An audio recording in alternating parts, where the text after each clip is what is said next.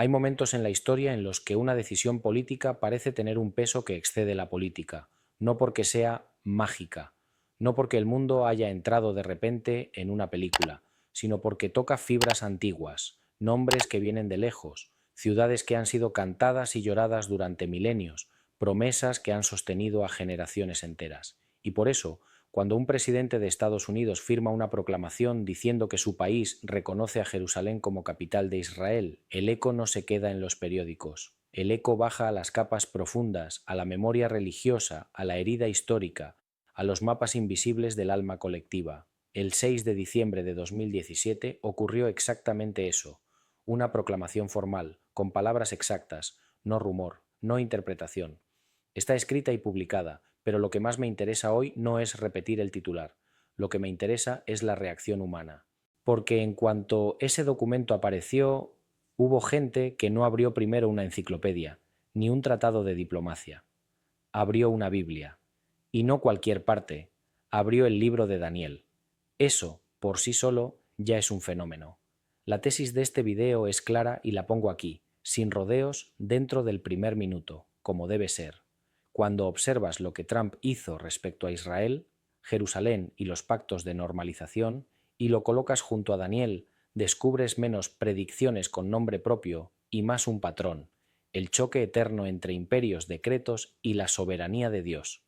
Y ese patrón tiene algo inquietante. No nos habla primero de ellos, nos habla de ti, de tu época, de lo fácil que es confundir la obra de Dios con la obra del poder. Y para que tengas un primer pago, no una promesa vacía. Aquí va la primera revelación.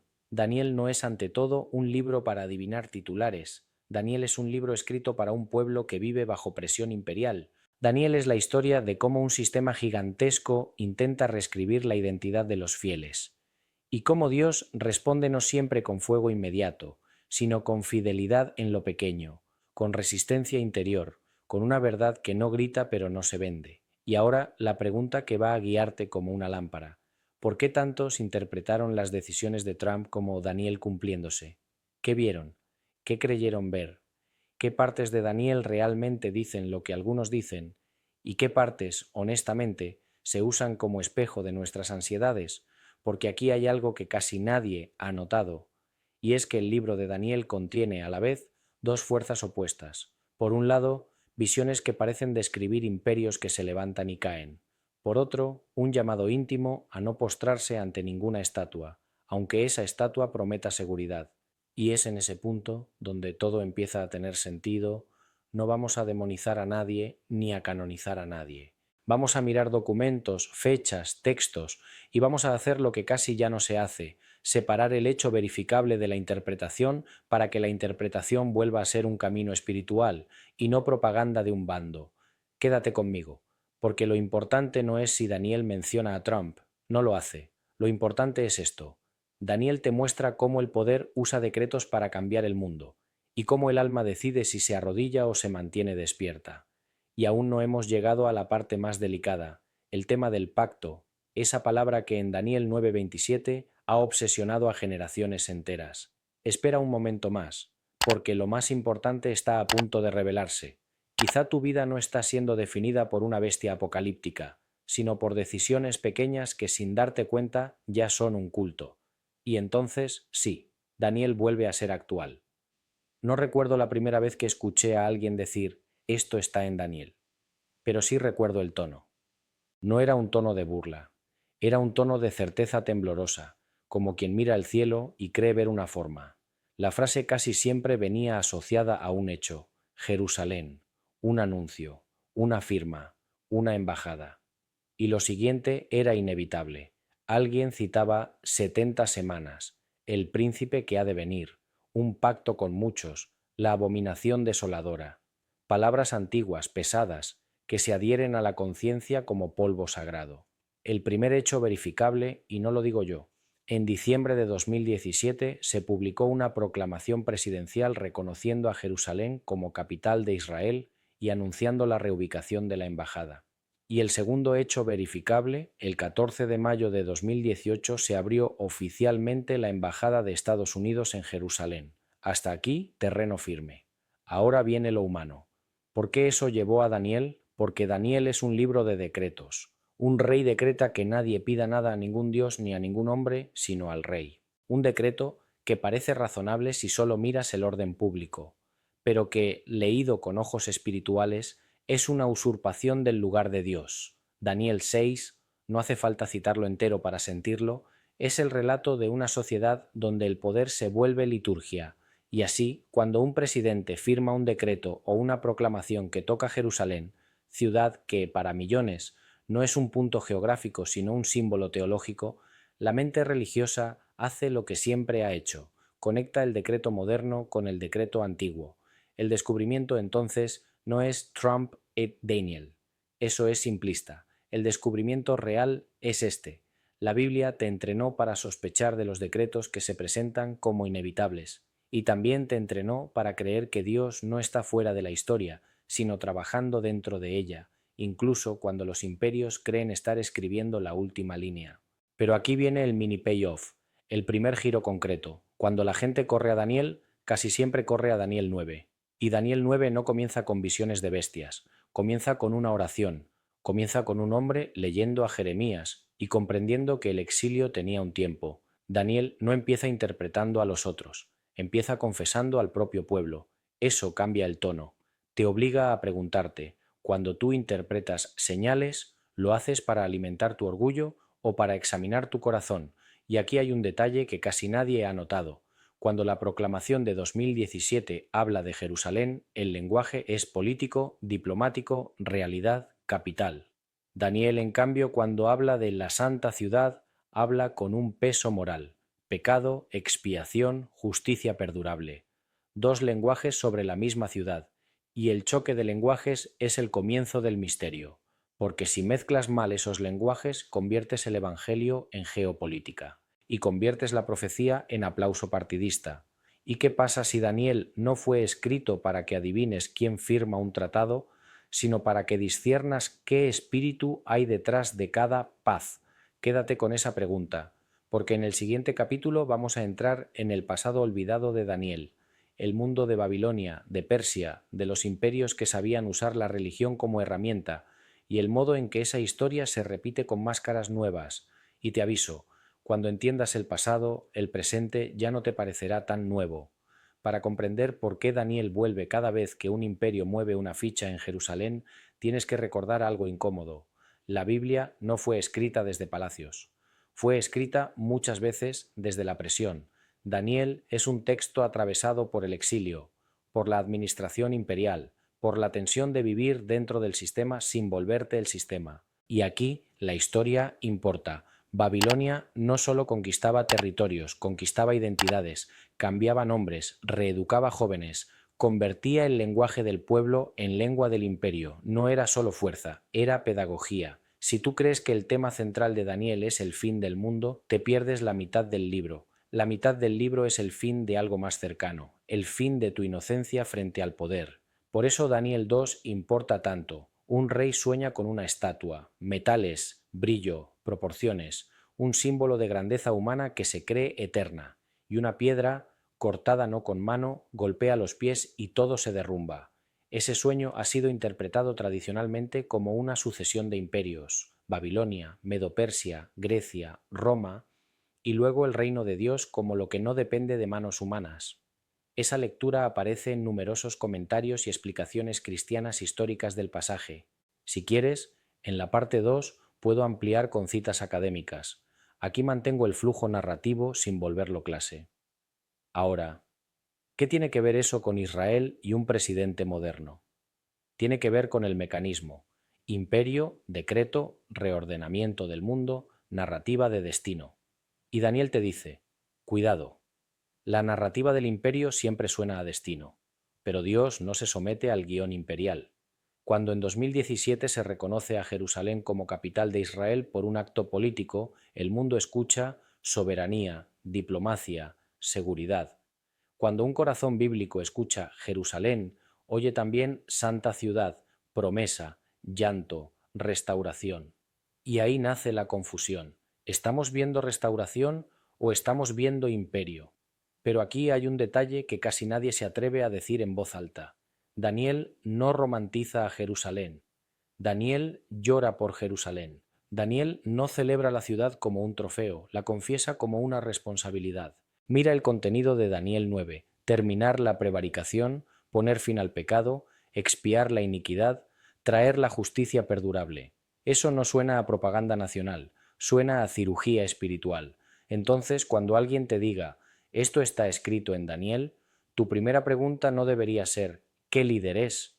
Tu primera pregunta debería ser, ¿dónde está el arrepentimiento? ¿Dónde está la justicia perdurable? ¿Dónde está la expiación real? Y es aquí donde todo empieza a tener sentido, porque el pasado olvidado de Daniel te enseña que el problema no es que existan reyes, el problema es que existan reyes que exijan adoración. El pasado olvidado también incluye otro elemento. Daniel no se escribió solo mirando a Babilonia.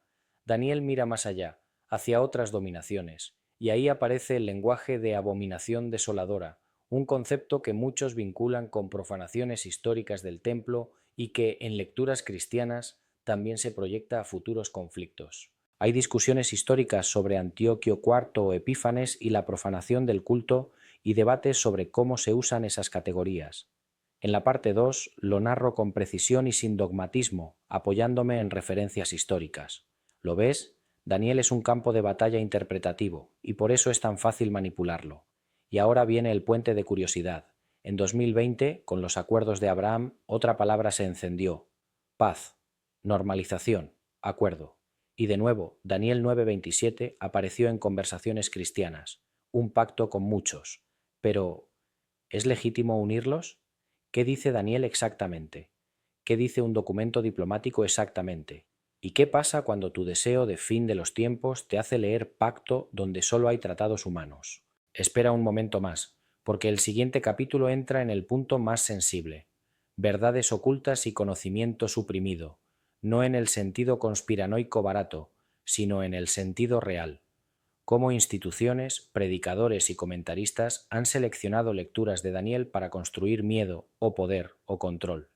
Y cuando lo veas, quizá entenderás por qué este libro no te pide que acuses al mundo, sino que vigiles tu corazón.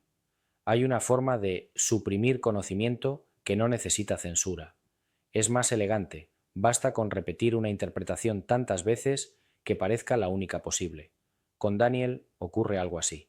Muchas personas lo han heredado como si fuera un código secreto para descifrar noticias. Pero Daniel no fue escrito para producir adictos a la alarma. Fue escrito para formar fieles en el horno. Y sin embargo, cuando aparece un evento relacionado con Israel, Jerusalén, tratados, embajadas, la maquinaria se activa: videos, miniaturas, cronologías, números convertidos en fechas, fechas convertidas en certezas. Y el corazón, que tiene sed de sentido, bebe rápido, porque es más fácil creer que estás viendo el final que aceptar que tal vez estás viviendo una prueba larga. Pero aquí hay un detalle que casi nadie ha notado. Daniel 9:27 no dice un presidente extranjero firmará tal acuerdo, dice en RUR 1960, y por otra semana confirmará el pacto con muchos, a la mitad de la semana hará cesar el sacrificio y la ofrenda. ¿Quién es él? ¿Qué pacto? ¿Qué semana? ¿Confirmar es lo mismo que firmar? ¿Y con muchos es un bloque diplomático o es una expresión teológica? Si no haces esas preguntas, te conviertes en presa. Ahora volvamos a los hechos verificables. Los acuerdos de Abraham se anunciaron en 2020 y se firmaron el 15 de septiembre de 2020 en Washington, con Israel y Emiratos Árabes Unidos y también Bahrein bajo mediación estadounidense. No es un secreto, está documentado, pero tampoco es un pacto de 7 años en el texto oficial por defecto. Es un conjunto de acuerdos y declaraciones de normalización, con lenguaje diplomático y objetivos de relaciones. US Department of State, 2017-2021. Entonces, si alguien te dice Daniel 9:27 o Abraham Accords, está haciendo una interpretación, no un reporte, y una interpretación puede ser discutida. Lo suprimido a menudo es esa honestidad, la diferencia entre texto y lectura. La narrativa profética popular suele saltarse otra cosa. Daniel 9 no es una predicción fría, es respuesta a una oración. Y esa oración confiesa pecado comunitario. Daniel se incluye en la culpa. Hemos pecado. Eso es profundamente antitribal, antibando, Antifanatismo. Es un lenguaje que derrite la necesidad de señalar los malos de afuera. Y ahora déjame contarte una escena, porque esto es un guión, no un ensayo. Imagina a Daniel anciano, no como estatua, no como ícono, como hombre cansado. Imagínalo leyendo un rollo, en una habitación donde el lujo no calma el destierro. Afuera suena el idioma del imperio, adentro él repite las palabras de su Dios. Daniel no mira mapas primero, mira su conciencia, y cuando por fin recibe una visión, no le da una plataforma para presumir información, le da una carga, le revela que la historia es más compleja de lo que su esperanza simplista quería. Ahí está la verdad que muchos no quieren oír. La profecía verdadera no alimenta tu ego, lo crucifica, y es aquí donde todo empieza a tener sentido, porque cuando trasladamos esa ética a nuestra época, cambia la forma en que miramos a Trump, a Israel, a cualquier líder, a cualquier nación. Ya no buscamos nuestro campeón profético, buscamos discernimiento. Ahora viene el ancla de retención, la frase que te pido que sientas más que entender. Pero aquí hay un detalle que casi nadie ha notado. La proclamación de 2017 habla de reconocer una realidad. Daniel 2, Daniel 7, Daniel 9 hablan de realidades que los imperios no controlan, tiempos determinados, límites y un reino que no depende del metal ni del marketing. Cuando tú mezclas esas dos capas, si no tienes cuidado, terminas santificando el realismo político como si fuera voluntad divina. Y eso es una forma moderna de idolatría. No adoras una estatua de oro, adoras la eficacia. ¿Y qué pasa si la mayor prueba de tu fe no es un anticristo cinematográfico, sino una paz que te pide rendir la verdad a cambio de comodidad? No estoy diciendo que la paz sea mala, estoy diciendo que Daniel te obliga a preguntar ¿qué tipo de paz? ¿A qué precio? ¿Con qué espíritu? Esto nos lleva al siguiente capítulo, donde vamos a hacer algo que casi nadie hace en videos virales: comparar texto con texto, no emoción con emoción, no rumor con rumor, texto bíblico con documento histórico, Daniel con proclamación, Daniel con acuerdos, y ver qué encaja y qué no. Y te anticipo el final del capítulo siguiente, para mantenerte. Cuando haces esa comparación, descubres algo inquietante. Algunas lecturas proféticas han usado Daniel para construir un calendario de miedo, cuando Daniel fue escrito para construir una columna vertebral. Y entonces, sí, la verdad va aún más lejos. Empecemos como empezaríamos una investigación seria, con los documentos en la mesa. Documento 1, proclamación del 6 de diciembre de 2017. La frase central: los Estados Unidos reconocen a Jerusalén como capital del Estado de Israel, y se habla de relocalizar la embajada. Documento 2. Nota del 14 de mayo de 2018. Apertura oficial de la embajada en Jerusalén. Documento 3. Archivo del Departamento de Estado sobre los acuerdos de Abraham. Enlaces a declaraciones y acuerdos de normalización. Documento 4. Daniel 9-24-27, RBR 1960.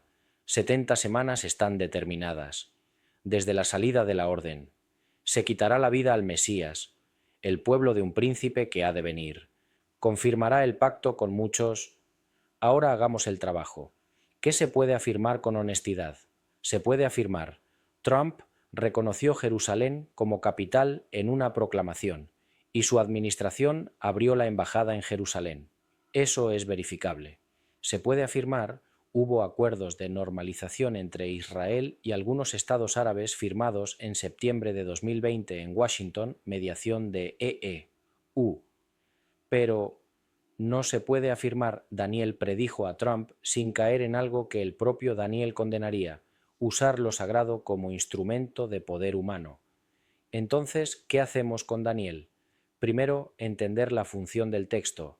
Daniel 9:24-27 es uno de los pasajes más debatidos del Antiguo Testamento. No lo digo para asustarte, lo digo para que entiendas por qué la gente puede manipularlo. Cuando un texto es complejo, es fácil presentarlo como simple, para dominar a una audiencia. La idea de 70 semanas es una estructura simbólica temporal. Hay interpretaciones que lo leen como semanas de años, otras lo conectan con periodos históricos vinculados al exilio y a la restauración. Lo crucial para nuestro guión no es zanjar el debate como si fuéramos tribunal. Lo crucial es ver que repite el texto como corazón. Dios pone límites al tiempo. Están determinadas. Hay una preocupación por el pecado y la justicia. Hay un Mesías quitado. Hay desolación, ruptura, tensión del culto. Eso es distinto de cuando un presidente mueva una embajada, se activará un cronómetro. ¿Ves la diferencia? Una es teología de la historia, la otra es adivinación política. Ahora comparemos con el lenguaje de los acuerdos modernos. Los acuerdos de Abraham se presentan como pasos hacia paz y relaciones diplomáticas. El propio nombre Abraham evoca una raíz común, un padre compartido. Ese simbolismo es poderoso. Une la política con una figura patriarcal reverenciada. Y aquí viene un payoff tangible. Aunque no sea Daniel 9:27 de manera literal, el hecho de que la diplomacia moderna use símbolos religiosos, Abraham, muestra algo daniélico. Los imperios y las naciones saben que la religión moviliza. En Daniel, los reyes usan estatuas, decretos, ceremonias. En el presente se usan nombres, fotos, gestos, narrativas de paz. Daniel te enseñaría a preguntar, ¿la paz es fruto de justicia o de conveniencia? Pero aquí hay un detalle que casi nadie ha notado. Daniel no es antipolítica. Daniel está dentro de la política. Daniel trabaja en administración imperial, pero no pierde su altar interior. Esa es la tensión madura. No huir del mundo, pero tampoco venderse al mundo. Entonces, ¿qué significa esto estaba escrito? Significa, como mínimo, que Daniel describe patrones recurrentes. Cuando un imperio decide, el mundo tiembla. Cuando el mundo tiembla, el creyente busca sentido. Y cuando el creyente busca sentido, corre el riesgo de convertir el sentido en arma. Ahora déjame llevarte a un punto más íntimo. Hay gente que, al ver Jerusalén reconocida como capital por EU, sintió que Dios estaba acelerando algo. Otros sintieron que se abría una herida. Otros sintieron que la profecía se estaba usando para aplastar. Tres lecturas emocionales del mismo hecho. ¿Dónde entra Daniel? En que Daniel te obliga a desacelerar, a orar, a discernir, a no confundir la fuerza de una decisión con la santidad de una decisión, y es en este punto donde todo empieza a tener sentido, porque la pregunta ya no es ¿qué hizo Trump? La pregunta es ¿qué hace tu corazón con el poder? Si tu corazón necesita que un líder sea instrumento de Dios para sentirse seguro, quizá tu fe ya se volvió dependiente. Si tu corazón necesita que el mundo se acabe para que tu vida tenga significado, quizá estás usando el apocalipsis como anestesia. Daniel no anestesia. Daniel despierta. Y ahora el cliffhanger que te debo, porque el capítulo pide que no cierre. Cuando revisas Daniel 7 y Daniel 2, las visiones de reinos, y las pones junto a nuestra obsesión moderna por quién gobierna, descubres una ironía. La profecía no te fue dada para identificar al hombre fuerte, sino para recordar que todos los hombres fuertes caen. Pero la verdad va aún más lejos, porque el siguiente capítulo entra en lo que la audiencia realmente siente en el fondo y casi nunca admite, el deseo secreto de que exista un pacto final que lo explique todo, una última firma que ordene el caos. Y si te digo que ese deseo, si no lo purificas, puede convertirse en idolatría, no contra Trump, sino dentro de ti. Voy a decirlo con cuidado, porque aquí se rompen amistades, familias y comunidades. Una parte del cristianismo contemporáneo no ama la profecía, ama el control, ama la sensación de que si logra encajar suficientes piezas, entonces no tendrá que sentir incertidumbre nunca más. Y por eso Daniel 9:27 se vuelve un talismán, un versículo que algunos convierten en llave maestra. Pero Daniel no fue escrito para darte una llave maestra, fue escrito para darte una postura, fidelidad sin garantías. La revelación impactante no es Trump es, o Trump no es. La revelación impactante es esta. La obsesión por identificar al príncipe puede convertirse en una forma de evitar el arrepentimiento, porque mientras tú miras a él, no te miras a ti. Y Daniel 9 empieza con hemos pecado. Ahora volvamos a lo verificable. Trump, durante su presidencia, apoyó medidas pro-Israel que fueron celebradas por algunos y criticadas por otros. En el registro documental que tenemos aquí están la proclamación de Jerusalén y la apertura de la embajada. Y en 2020, los acuerdos de Abraham fueron presentados como un marco de paz y normalización.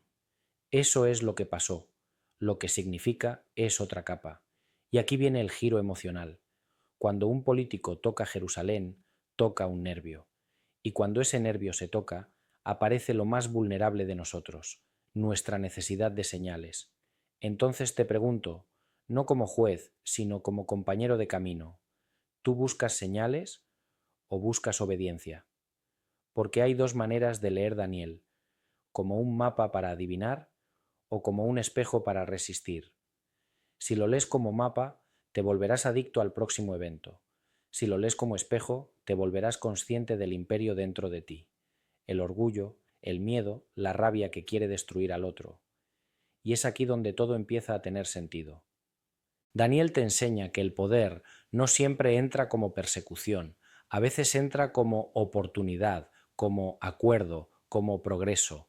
No estoy atacando la diplomacia, estoy señalando una realidad espiritual. El enemigo rara vez tienta con un cartel que diga mal, tienta con un cartel que diga bien, pero sin Dios. Ahora la revelación profética en el sentido más sobrio es esta. Cada vez que un decreto humano pretende sellar una realidad final, la Biblia recuerda que solo Dios sella el sentido último. En Daniel 2, el gran edificio humano cae por una piedra no cortada con mano. En Daniel 9, el sentido último no es el pacto humano, sino la justicia perdurable.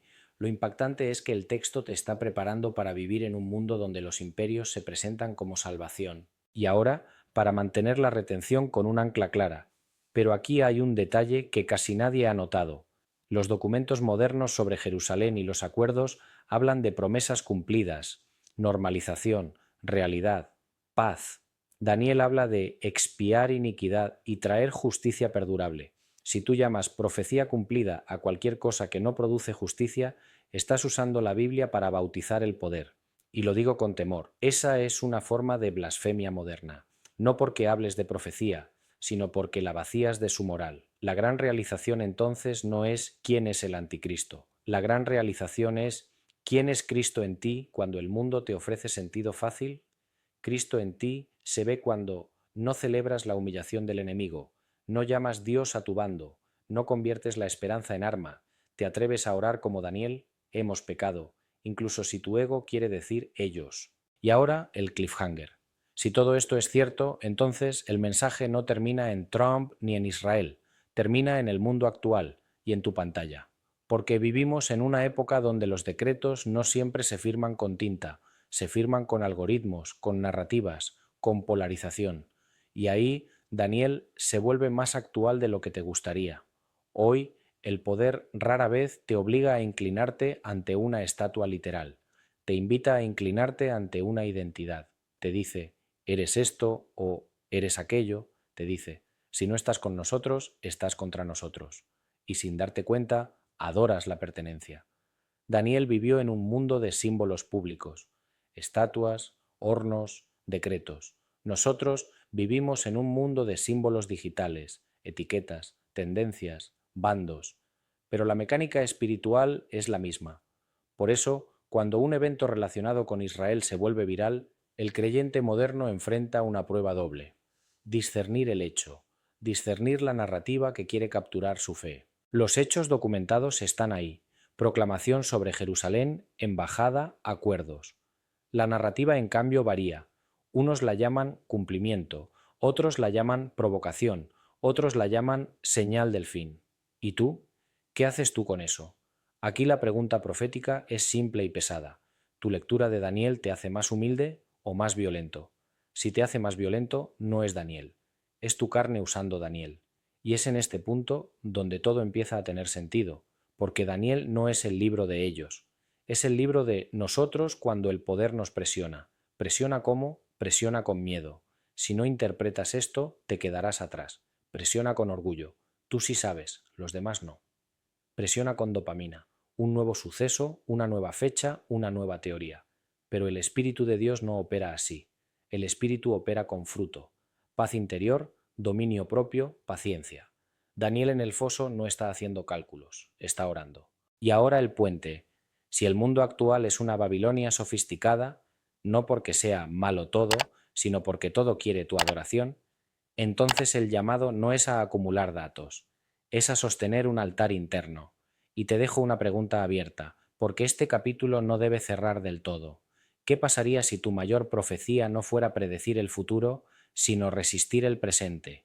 Quiero hablarte como se habla en voz baja cuando ya no sirve gritar. Tú no necesitas un calendario del fin, Necesitas una conciencia viva, porque el verdadero peligro no es equivocarte en una interpretación. El verdadero peligro es que la interpretación se convierta en excusa para no amar, para no perdonar, para no cambiar.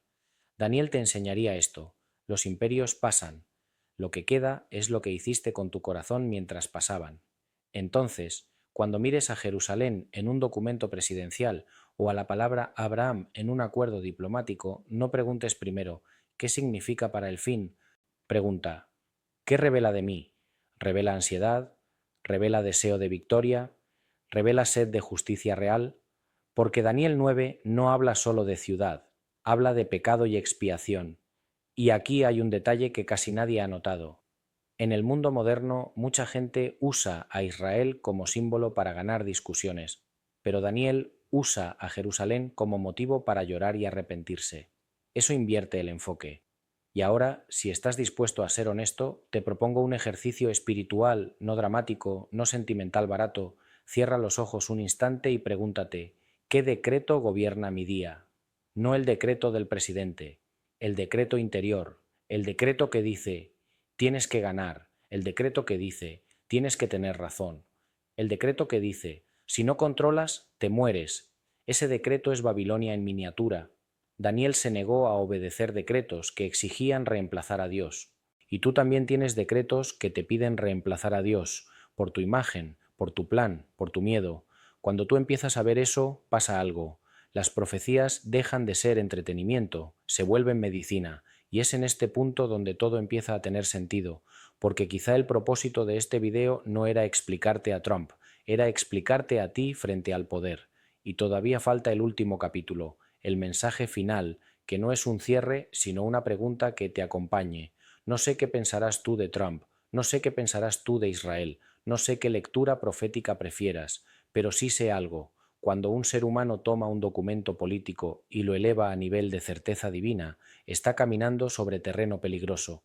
La proclamación sobre Jerusalén existe, la apertura de la embajada existe, los acuerdos de Abraham existen, y Daniel 9 existe, con sus palabras antiguas, con su peso moral, con su llamado a justicia perdurable. La pregunta es, ¿qué harás tú con todo eso? Puedes usarlo para sentirte superior, puedes usarlo para alimentar tu miedo, o puedes permitir que te purifique, porque al final Daniel no te pide que te conviertas en detective del Apocalipsis, te pide que te conviertas en un hombre o una mujer que no se postra ante el poder, no se postra ante el bando, no se postra ante la narrativa, se postra solo ante Dios, y es en este punto donde todo empieza a tener sentido, porque quizás la profecía más urgente no es la que anuncia lo que viene, sino la que revela lo que ya está pasando dentro de ti. Así que termino con una pregunta, no con una sentencia. Si mañana otro líder firma otro decreto, y el mundo vuelve a temblar, y las redes vuelven a encenderse, tu alma, ¿a quién va a adorar?